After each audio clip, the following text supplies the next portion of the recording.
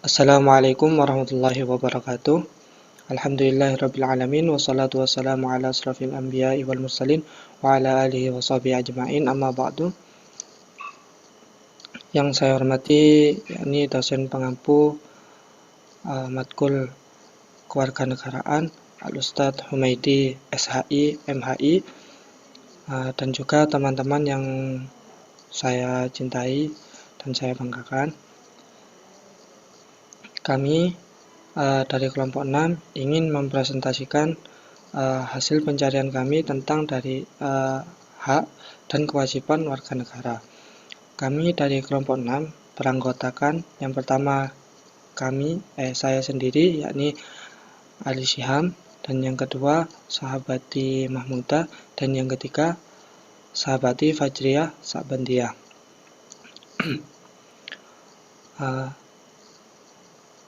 Materi kita pada hari ini yakni hak dan kewajiban warga negara. Sebelum kita mengetahui hak dan kewajiban kita sebagai warga negara, alangkah baiknya kita mengetahui terlebih dahulu apa itu pengertian daripada warga negara, hak dan kewajiban. Kita harus mengetahui pengertian daripada tiga kata tersebut, yakni hak, kewajiban, dan warga negara.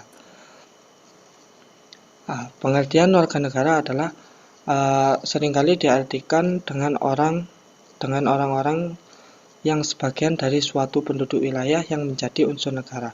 Istilah warga negara pada dulunya sering disebut hamba atau kawula negara. Tetapi kenyataannya istilah warga negara lebih sesuai kedudukannya sebagai orang yang merdeka. Karena warga negara mengandung arti peserta, anggota, atau warga dari suatu negara. Ini pengertian daripada warga negara, yaitu orang yang tinggal di suatu negara, orang yang tinggal di suatu negara dan orang tersebut adalah orang yang merdeka. Itu disebut warga negara. Secara umum, warga negara mengandung arti peserta atau anggota dari suatu organisasi perkumpulan. Jadi secara sederhana, warga negara diartikan sebagai anggota dari suatu negara. Istilah warga negara merupakan terjemah dari citizen. Kata citizen secara etimologis berasal dari bangsa Romawi, yang pada waktu itu berbahasa Latin, yaitu kata civis dan atau civitas, yang berarti warga. Warga dari city states. Selanjutnya, kata ini dalam bahasa Perancis diistilahkan citoyen, yakni yang bermakna warga dalam sit atau kota yang memiliki hak-hak terbatas. Dengan demikian, citoyen atau citizen bermakna warga atau penghuni kota. Itu daripada pengertian warga negara. Selanjutnya, ini pengertian daripada hak. Hak adalah kuasa untuk menerima atau melakukan sesuatu yang mestinya kita terima, atau bisa dikatakan sebagai hal yang selalu kita lakukan dan orang lain tidak boleh merampasnya, entah secara paksa atau tidak. Dalam kewarganegaraan, hak ini berarti warga negara berhak mendapatkan penghidupan yang layak, jaminan keamanan, perlindungan hukum, dan lain sebagainya. Itu pengertian daripada hak. Hak ini memang telah ada pada diri kita sendiri, yakni bagaimana yaitu keamanan, perlindungan hukum. Itu alangkah memang sejak dahulu manusia itu harus memiliki keamanan. Itu adalah hak setiap manusia, bahkan bukan hanya setiap warga negara, tapi setiap manusia harus memiliki jaminan keamanan. Itu adalah hak. Yang selanjutnya, pengertian daripada kewajiban. Kewajiban adalah suatu hal yang wajib kita lakukan demi mendapatkan hak atau wewenang kita. Bisa jadi kewajiban merupakan hal yang harus kita lakukan karena sudah mendapatkan hak tergantung situasinya. Sebagai warga negara, kita wajib melaksanakan peran sebagai warga negara sesuai kemampuan masing-masing supaya mendapatkan hak kita sebagai warga negara yang baik. Jadi, kewajiban ini yang harus kita lakukan seperti mentaati peraturan daripada pemerintah. Kita harus peraturan konstitusi, ya kita harus mengikuti peraturan tersebut. Adapun kita tidak setuju dengan peraturan tersebut, itu hak kita untuk hanya mensuarakan. Hak kita itu hanya mensuarakan, bukan untuk mengubah. Itu. Terus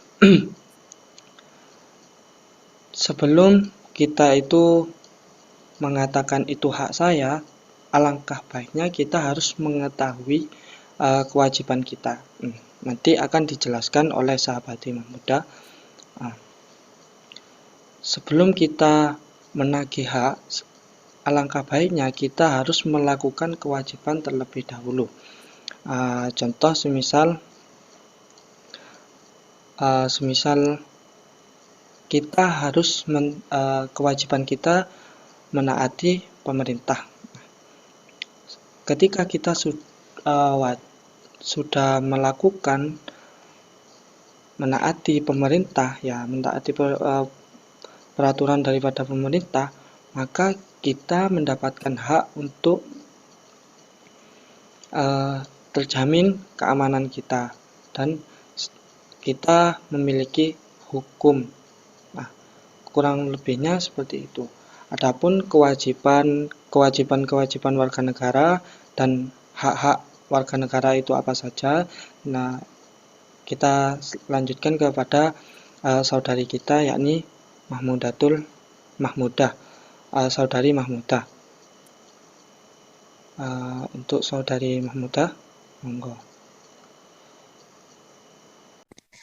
Oke, di sini saya akan menjelaskan tentang hak dan kewajiban warga negara Indonesia tercantum dalam pasal 27 sampai pasal 34 UUD 1945. Yang pertama, hak atas pekerjaan dan penghidupan yang layak. Kedua, hak membela negara. Yang ketiga, hak berpendapat. Selanjutnya, hak kemerdekaan memeluk agama.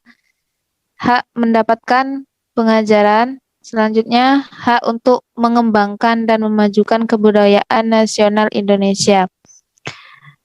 Yang selanjutnya, hak ekonomi untuk mendapatkan kesejahteraan sosial.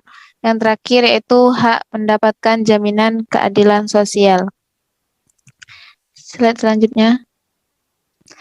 Hak dan kewajiban negara terhadap warga negara. Hak negara untuk ditaati hukum pemerintah, hak yang pertama. Yang kedua, hak negara untuk dibela. Yang ketiga, hak negara untuk menguasai bumi, air, dan kekayaan untuk kepentingan rakyat.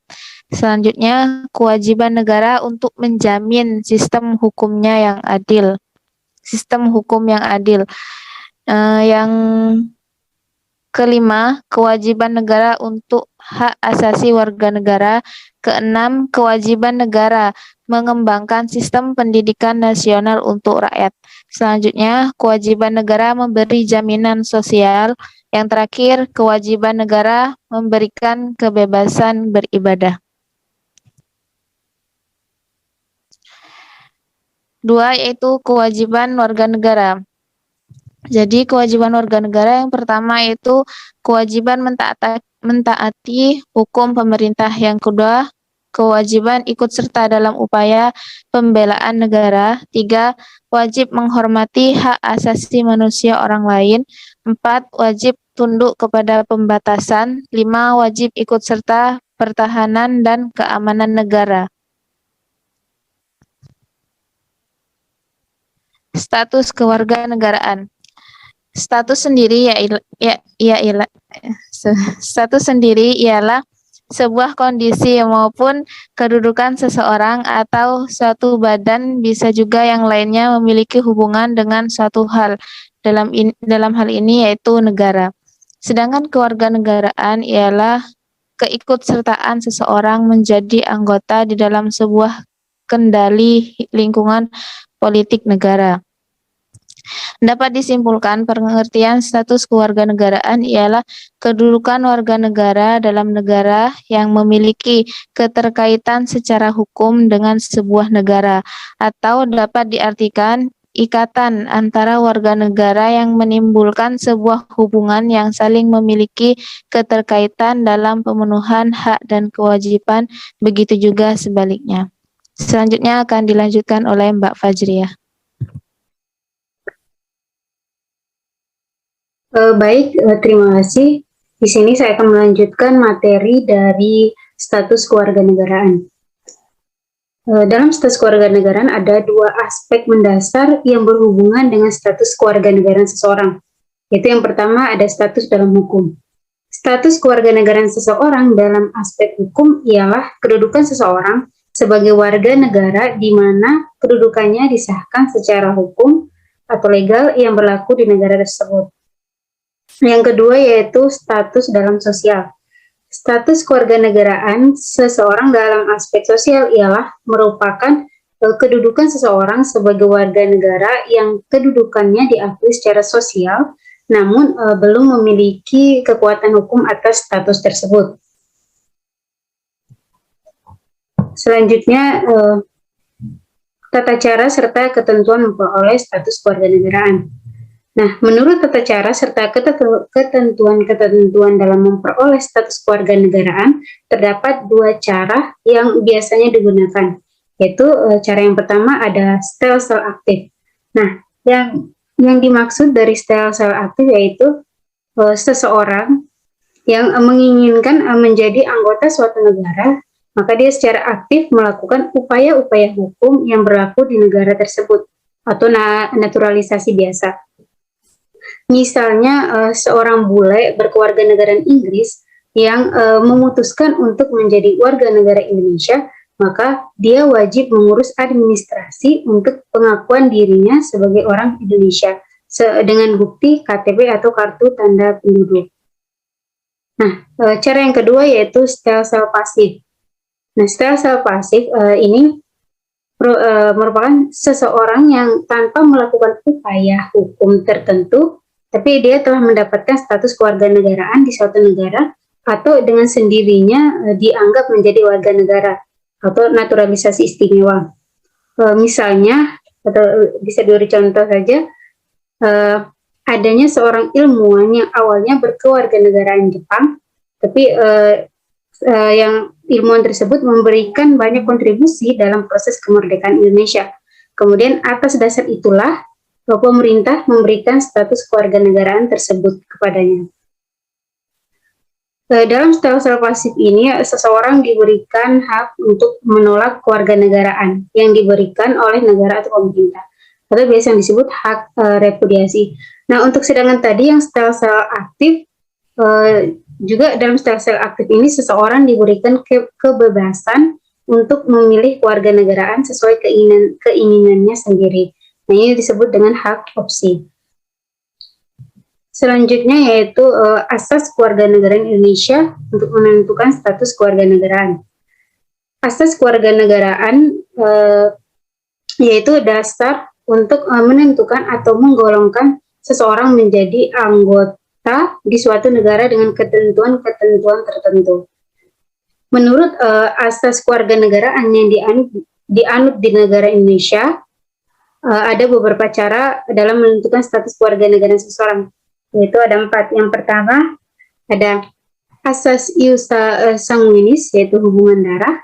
Jadi asas kewarganegaraan ini ditentukan berdasarkan hubungan darah atau keturunan orang yang bersangkutan.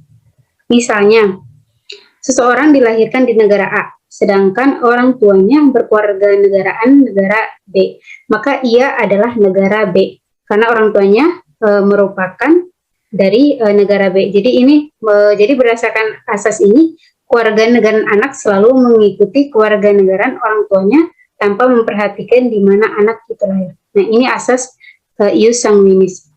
Yang kedua yaitu asas ius soli atau tempat lahir. Asas kewarganegaraan ini ditentukan berdasarkan pada tempat atau daerah kelahiran. Misalnya, seseorang dilahirkan di negara B, sedangkan orang tuanya berkewarganegaraan negara A, maka ia adalah warga negara B. Jadi menurut asas ini, kewarganegaraan seseorang tidak terpengaruh oleh kewarganegaraan orang tuanya, karena yang menjadi patokan adalah tempat lahirnya. Yang ketiga yaitu ada asas kewarganegaraan tunggal. Nah, asas kewarganegaraan tunggal merupakan asas yang menentukan bahwa hanya ada satu kewarganegaraan bagi tiap orang. Yang keempat yaitu ada asas kewarganegaraan ganda terbatas. Nah, asas ini adalah asas yang menentukan kewarganegaraan ganda bagi anak-anak sesuai ketentuan yang telah diatur dalam undang-undang. Nah, asas ini menentukan kewarganegaraan ganda bagi anak-anak yang belum dewasa, yakni yang belum berusia 18 tahun atau belum pernah menikah. Materi selanjutnya yaitu problem dari status kewarganegaraan. Nah, problem status kewarganegaraan terjadi akibat atas kewarganegaraan, khususnya asas kewarganegaraan yang dilihat berdasarkan tempat lahir atau ius soli dan keturunan atau ius sanguinis. Globalisasi yang terjadi di seluruh penjuru dunia membuat mobilitas seseorang menjadi sangat tinggi. Demi pekerjaan atau pendidikan, seorang bisa saja bertempat tinggal di luar negeri, kemudian menikah dan melahirkan. Nah, dalam hal negara tempat asal seseorang dengan negara tempat ia melahirkan atau dilahirkan menganut asas kewarganegaraan yang sama, tentu hal itu tidak akan menjadi masalah atau persoalan. Akan tetapi, jika kedua negara yang bersangkutan memiliki sistem yang berbeda, maka dapat terjadi keadaan yang menyebabkan seseorang menyandang status apatride atau bipatride. Nah, apa itu apatride dan bipatride? Apatride sendiri merupakan istilah bagi seseorang yang tidak memiliki status kewarganegaraan. Nah, orang yang berada dalam kondisi ini tidak akan diakui sebagai warga negara di negara manapun, sehingga dia tidak bisa melakukan hubungan dengan negara dan tidak ada jaminan oleh negara terhadap apapun yang menimpanya. Yang kedua yaitu bipatride. Nah, bipatride ini merupakan seseorang yang memiliki kewarganegaraan ganda atau memiliki dua kewarganegaraan.